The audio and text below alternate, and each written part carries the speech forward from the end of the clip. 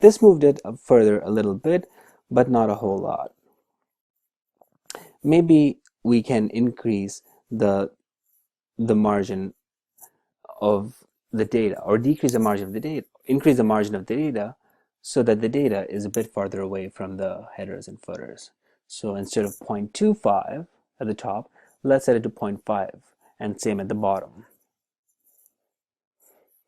Notice how the page number increases from 13 to 14, but now it's sufficiently far away and is not too cramped.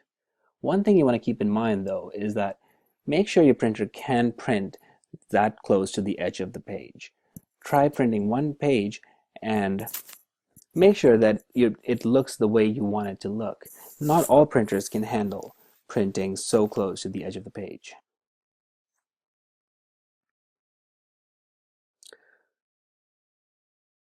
Now that we have set the margins separately far away from the data, and they're a bit close to the edge of the page, which you have to make sure is okay. Next, let's take a look at some of the other options we have available. One is landscape orientation, the other is the custom page size. But let's go to the page setup dialog box. Over here you can see all of the different dialog boxes we've been using. Here is the margins dialog box, in which we use to change the margins, the header and footers, and the sheet, which we use to change the rows to repeat at the top, columns to repeat at the left, and we also use print area. We did that using the page setup, or we got to that dialog box using the page setup over there at the bottom. There are other ways of doing that as well. In order to set the print area, we can select the cells we want and go to print area and set print area. We won't do that now because it will mess up all the work we've done so far. Let's go back to print, the page setup here. Again, this is how you get back to the same thing we saw just now, the print area. These are two different ways of setting it, and as always, Excel provides you lots of different ways to play around with the different settings you have available. One thing we haven't looked at yet is portrait and landscape. If you switched it to portrait, it would print it vertically as opposed to on its side, which we're doing currently in the landscape mode.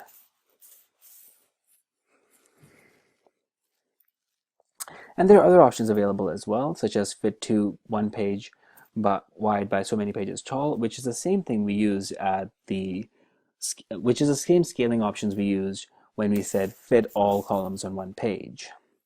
You can also change the size as percentage of normal size of the worksheet.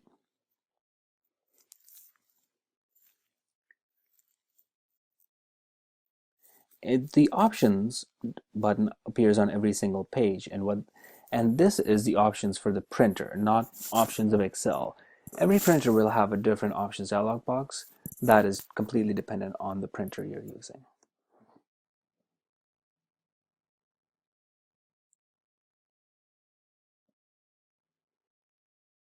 We can change the length orientation to portrait here, and now it uses only 8 sheets as opposed to the 14 sheets before, but the data is all squished together and it's much smaller and much more difficult to read.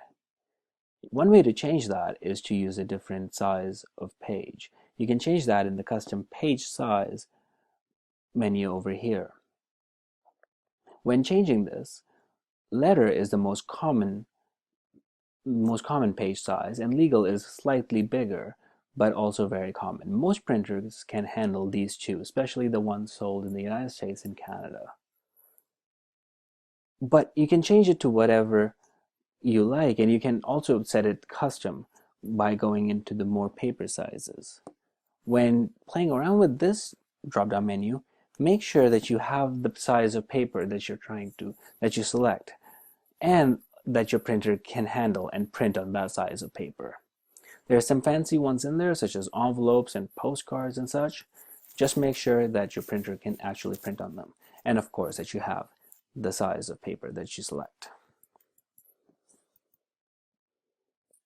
Let's go back to landscape.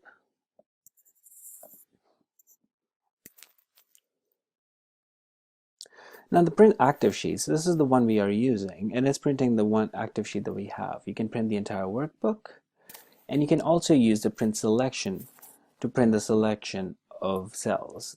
The way to do that is to select the cells that you want to print, like so. Go back to the print dialog box and select print selection. Now over here, you can see that it has also included the names of the columns and the ATA to show. That's because it's cut off the D there because we didn't include the first column in our selection, and it's included the column names for the columns that we did select. This is due to the setting we specified earlier about which rows should be repeated on every page. And this is very handy when you just want to print something from the middle of your worksheet. You don't have to worry about the headers or the footers or the column names. They will appear automatically. Now going back into page setup, this is where we selected the first three columns.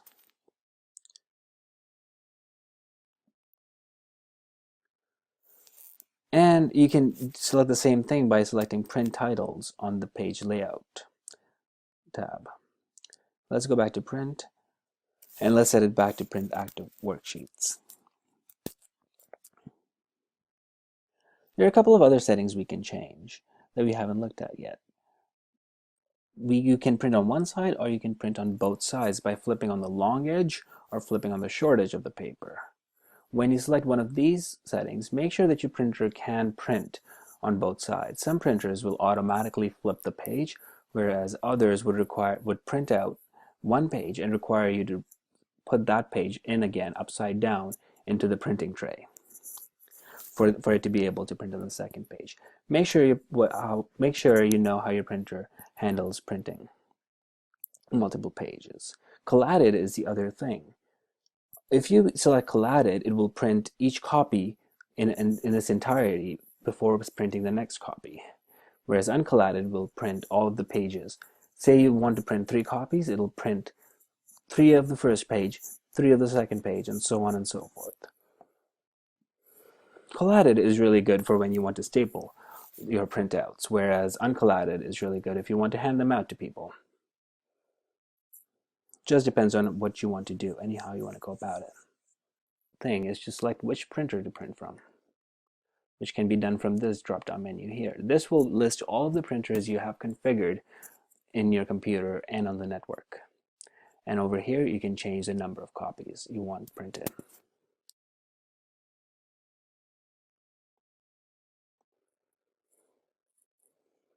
And finally, before printing, you want to make sure that you don't have any spelling errors. In order to do that, you go to Home or to any other tab, and you select this ABC button on the top here. If you don't see this button on your version of Excel, click on this one down here, and you can select the spelling toolbar from over here. Going in, we'll select this, and on this page, I'm sure I'll have lots of different spelling errors because I haven't used typical English spelling, such as discipline_name or Eduonix for that matter.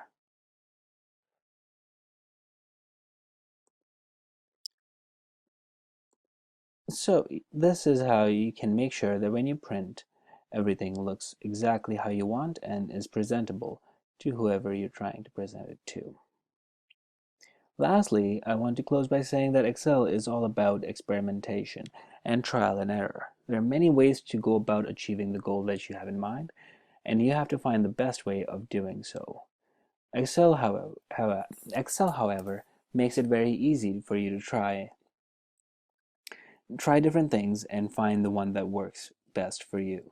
So don't be intimidated by Excel. It is a very powerful piece of software, and it has a lot of different functionality. But it is also one of the easiest pieces of software to use as far as spreadsheets are concerned. Well, thank you for watching, and I'll see you next time.